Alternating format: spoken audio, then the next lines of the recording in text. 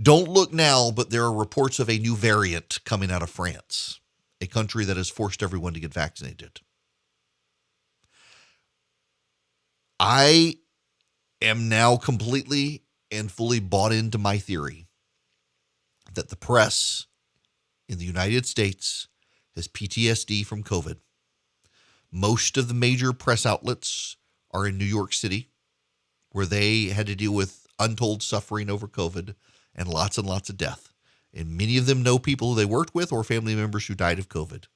And they have PTSD and they cannot cover it accurately or fairly or consider new data. They are stuck. And as a result, they want the rest of us to be stuck as well.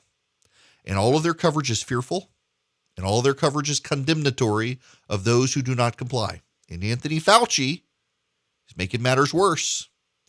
If I were the Democrats and I wanted to mitigate the damage that's coming in 2022, I would put Anthony Fauci in the witness protection program and never allow him to rear his face on television again, because he is making matters worse for him. But here's the thing. The Democrats don't appreciate it and they don't understand it, because the Democrats overwhelmingly represent the coastal enclaves of the United States where COVID hit the hardest. So they too have PTSD. They are scared of the disease. They are fearful. This is not contrary to what some of you want to believe and what is prognosticated in certain segments of conservatism, a matter of them wanting to control your life. It has nothing to do with them wanting to control your life.